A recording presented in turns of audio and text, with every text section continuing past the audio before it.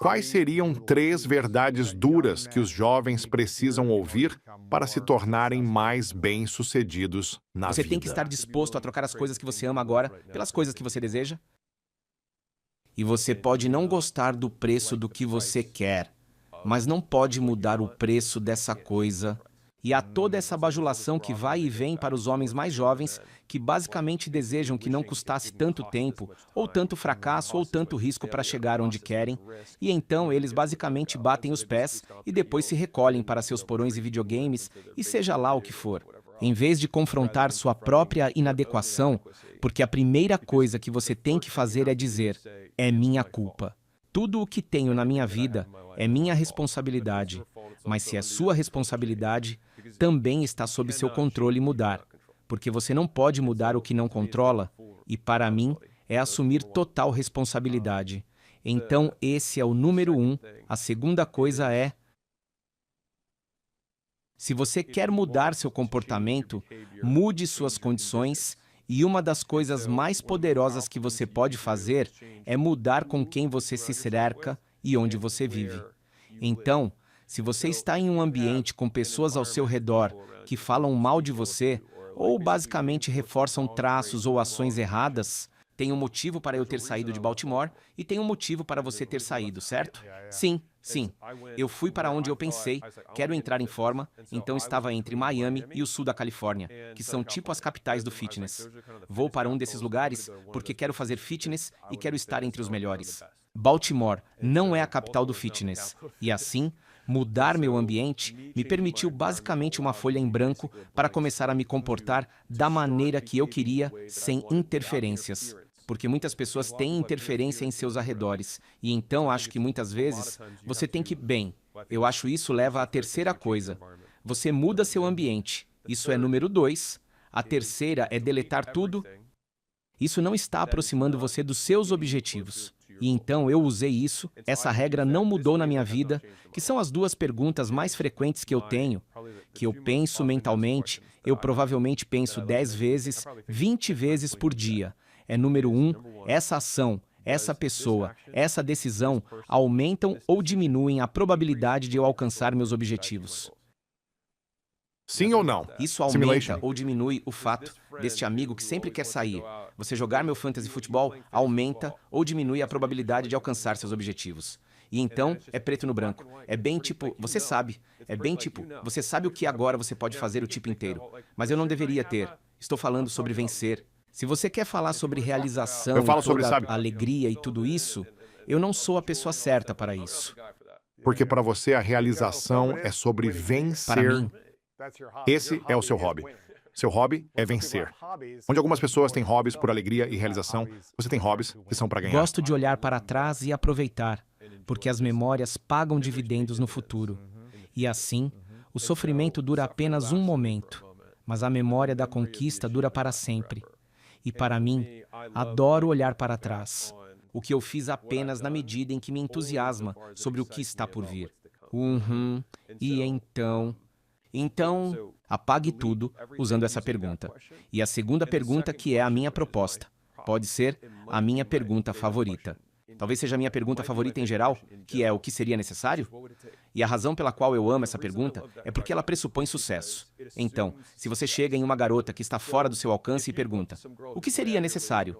Isso pressupõe que ela vai sair com você. Então, o que Ou seria ela vai dizer, necessário? você precisa ganhar tanto, precisa fazer isso, precisa disso. E ela vai te dar as respostas. Certinho. E então você quer pagar esse preço? Ou você não gosta dos sapatos ou não gosta do preço. Você tem que pagar Sim. se quiser. E então, o que seria necessário? É como: ei, se temos um negócio em andamento, o que seria necessário? Agora, você pode decidir se o preço vale a pena, mas pelo menos você aprende o preço. E o que descobri na minha vida é que, quando tento responder a essas perguntas, o que seria necessário para eu ser o número 1 neste campo? O que seria necessário para nós liderarmos este mercado? O que seria necessário para eu ser o melhor vendedor nesta empresa? As respostas não são tão loucas quanto você pensa. Então, muitas pessoas passam a maior parte do tempo respondendo a perguntas que não valem a pena ser respondidas. É jogar jogos que não valem a pena. É como se você jogar jogos estúpidos, ganhará prêmios estúpidos. E então ninguém pergunta antes de jogar: esse jogo vale a pena? E, quando você pergunta qual é o grande objetivo e o que será necessário, você apenas resolve isso.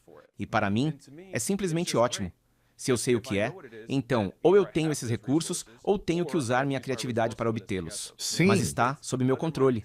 E é assim que os grandes avanços na minha vida aconteceram. Quando eu quis entrar no negócio de academias, pensei, ok, o que aumentaria mais as chances de eu atingir meus objetivos? O que eu fiz foi me juntar, eu diria, $50.000, 23 anos. Eu vivia sem nada. Eu disse $50.000 e viajei para a Califórnia porque pensei que todos os melhores profissionais de fitness estão aqui. Depois, juntei-me a um grupo de mentores de academias. Eu não era dono de uma academia. Eu participei de um grupo de mentoria de academia sem ter uma academia. Me perguntaram o porquê. Eu disse, bem, acho que vou aprender com os erros dos outros antes de começar. Certo. Então, a primeira coisa que eu disse foi, tipo, onde vocês abriram? Um cara disse, eu tenho uma localização terrível. E então os caras que tinham a melhor localização é tipo, o que era? Quantos metros quadrados eu deveria ter? Oh, como eu deveria organizar a academia? Devo comprar ou alugar minha loja? Exatamente. Achei que ia comprar, mas disseram, não compre isso. É muito caro. Isso ninguém usa. Garotas tropeçam nisso. Não use. Eu estava apenas anotando. E então eu pensei, certo, se eu estiver perto do melhor dono de academia, e estou aprendendo com eles, assim posso estar no ano 10 da minha carreira, já no primeiro ano. Se eu fizer o que as melhores pessoas fizeram, vou conseguir o que as melhores pessoas conseguiram. E então, eu sempre me concentro no que elas fizeram. Esqueça a energia, esqueça a manifestação, esqueça, você sabe, as vibrações e a frequência. Tipo, o que elas fizeram? Eu vou fazer isso. E não só vou fazer isso, vou fazer muito mais, porque não quero apenas acompanhá-los. Eu quero... E como o Kobe, é como se ele estivesse treinando. Se os melhores caras estão treinando 2 vezes por dia, ele pensa, bem, eu tenho que treinar 3 vezes por dia, porque eles já estão à minha frente. Então, se eu estou treinando 2 vezes por dia, e eles estão treinando 2 vezes por dia, então vamos avançar no mesmo ritmo. Mas eu tenho que me exercitar 3 vezes por dia. Se esse cara está gastando $100 por dia em anúncios, eu tenho que gastar $500 por dia. Se esse cara está fazendo um conteúdo, eu tenho que fazer 10 porque ele é melhor nisso do que eu. Então, eu tenho que fazer 10 só para compensar minha deficiência de habilidade. E então, novamente, essa volatilidade é uma consequência do volume. É que você geralmente não está fazendo o suficiente. Eu poderia dizer que ativamente curtei. E vou dar-lhe um exemplo muito simples para demonstrar isto, que é muito real. Em uma empresa, eu acabei de assumir a operação de uma das divisões do lado da mídia. E no primeiro dia que cheguei, eu perguntei, ok, o que vamos fazer? E eles disseram isso. Eu perguntei, ok, quando vamos terminar? E eles disseram, próxima reunião, que é na próxima segunda-feira, é uma reunião semanal. E eu perguntei, ok, quantas horas isso leva? Eles estavam tipo, eu não sei, por tipo 4 horas para fazer essa coisa. Podemos fazer isso hoje? Exatamente. E então eu estava tipo, ok, bem, é meio-dia, vamos nos encontrar às 4. Vou te dar uma hora extra e me mostre o que você fez. E então, nos encontramos 4 horas depois. Bem, o que você pode fazer esta noite para que possamos ter amanhã de manhã? Então, nós apenas empurramos a responsabilidade adiante. E em 3 dias, fizemos 3 meses de trabalho. Porque se você pensar que houve 12 ações que ocorreram e você tinha um ritmo semanal, de uma maneira muito real, avançamos a uma velocidade 20 vezes maior. E assim, muitas pessoas acham que não é a velocidade da atividade, mas a eliminação do desperdício. Existem todas essas outras coisas com as quais as pessoas se distraem. Logo, se você fosse aquele jovem, tem que reconhecer as concessões que precisa estar disposto a fazer. Você precisa mudar seu ambiente para poder mudar seu comportamento. E você precisa eliminar tudo que não é o que você mais quer. E se você não consegue decidir o que quer mais, então isso é o que você precisa fazer primeiro. Mas uma vez que você sabe o que quer, vá buscar. Quais você acha que são as características mais tóxicas que os jovens homens têm hoje em dia que estão os impedindo? Olha, se definirmos traços como termos agrupados, certo, o que significa que há apenas uma série de comportamentos que se agrupam em uma palavra, conveniente para comunicação, difícil para treinamento. Sabe de uma coisa? Na verdade, existem apenas 100 pequenas habilidades que você precisa. E acho que desmistificar isso facilita. Então é como, eu quero ter confiança. Bem, confiança é uma aproximação de quão estatisticamente provável algo é de ocorrer. Em estatísticas, você tem uma métrica de confiança. Quão provável é que isso aconteça? E se você quer ser mais confiante, isso significa que você precisa fazer repetições suficientes para poder fazer uma previsão estatística de que é provável. Se eu subir no palco 100 vezes seguidas, faço a mesma apresentação e me perguntam, como você é tão confiante? Eu digo, porque já fiz isso 100 vezes e sei como vai ser. Porque eu já fiz isso antes. E assim as pessoas querem a confiança antes das repetições. Mas especialmente na confiança, a prova vem antes do pudim. Você tem que fazer as repetições antes das pessoas dizerem uau. Porque você não pode fingir confiança. Quer dizer, você pode fingir confiança, mas As não para si pessoas não mesmo. têm Você ideia. saberá. E no que me diz respeito à vida, sou a única pessoa que estou tentando impressionar. E assim, se eu sei que sou falso, sou eu quem, no meio da noite, fica olhando para cima pensando, não acredito que sou tão tolo. Eu odiaria isso. É uma vida vazia. Também é viver para outras pessoas. Se o comércio tóxico é as pessoas querendo o resultado sem a repetição, certo? É sem o preço. É assim que eu digo, isso é número 1. Estou tentando pensar em algo bem específico. Bem, a segunda coisa tem tudo a ver, é um desdobramento, mas é um direito, certo? E é acreditar, fundamentalmente, que você merece coisas e que o mundo deve acomodá-lo.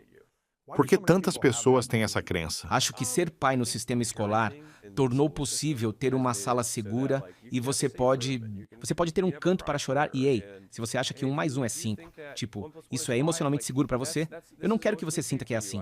Mas o fato é que você não pode mudar a realidade, certo? E então, Tudo bem. você pode acreditar no que quiser, mas se suas ações não estiverem alinhadas com o funcionamento do mundo, você não vai conseguir o que quer e vai ficar muito chateado por um longo tempo, até perceber que o universo não se curva à sua vontade. Ela dobra uma roda de um ano, não é? Não, mas se você fizer um conjunto. Mas se você seguir um conjunto de ações, ele Eu começa a jogo ceder. dentro. Eu jogo dentro do reino da realidade. Mas ele se curva à sua vontade quando você faz as ações que ele quer que você crie para obter os resultados que Acho deseja. que o universo antropomorfiza isso, então não o humanizo e digo que ele quer algo. Mas por causa das ações que você tomou nos últimos 20 anos, Sim. foi possível criar resultados Baseado na realidade. extraordinários. Se eu tivesse dito, quero me tornar o Sim. melhor empresário, e depois cantado músicas todos os dias, isso não seria uma linha. Agora, eu posso manifestar tudo o que quero, mas isso não vai ser a coisa que me torna o melhor empresário. E assim, eu não posso definir essas regras, mas posso segui-las. E eu acho que muitos homens, especificamente, perdem uma enorme quantidade de tempo batendo o pé, exigindo que o mundo seja diferente do que é. E para mim, isso é uma mentalidade de perdedor. E depois, passam mais tempo defendendo suas desculpas do que defendendo suas ambições. E se você se dedicar completamente a como eu faço isso se tornar realidade, ao invés de como eu justifico meu comportamento até este ponto, como os vencedores pensam, o que eles podem fazer acontecer, e perdedores pensam sobre o que aconteceu com eles. E é só virar uma chave, que é me julgar pelo que faço e pelo que realizo, não pelo que aconteceu. E eu acho que separar essas coisas é como. E isso é um pensamento libertador para mim. É um pouco intelectual. Então talvez o seu público goste. Amém. Amém. O passado não existe, exceto na sua mente. É como se tivesse ido embora, está indo embora, só temos este momento. E depois, isto também se foi certo, e só existe na nossa memória. Então eu tenho essa ideia mental, onde, e se eu acordasse um dia e fosse atingido por uma pá e todas essas coisas, eu esquecesse, o que isso muda? E muitas pessoas estão tipo, eu preciso processar meu trauma. Eu vou entrar nisso porque acho que há alguém ouvindo isso, e isso poderia mudar sua vida. Eu defino trauma como uma mudança permanente de comportamento a partir de uma experiência aversiva de uma coisa ruim que aconteceu. Agora, isso significa que o trauma é inerentemente bom ou ruim? Para mim, a resposta é não. Se eu sou uma criança e toco em um fogão e me queimo, isso é traumático. Se eu nunca tocar em um fogão quente novamente, isso mudou permanentemente meu comportamento a partir de uma experiência negativa. Deixar de tocar em fogões quentes é algo ruim? Não é apenas uma questão de aprendizado. E então, se você tem TEPT, você teve uma experiência traumática que é fundamentalmente uma aprendizagem rápida. É o que é o trauma. Você aprende, você tem uma taxa acelerada de aprendizado, bombas explodem, ruídos altos, seu amigo morre na sua frente, e então um carro buzina muito alto e você basicamente toma a mesma condição e então repete o mesmo comportamento porque você aprendeu, o que pode ser se abaixar ou o que quer que seja, certo? E essa ideia que as pessoas defendem de que o trauma está armazenado em nosso corpo, está em nosso banco, está em nosso DNA, agora eu estou tipo. Onde está este compartimento em nossa biologia física? Não.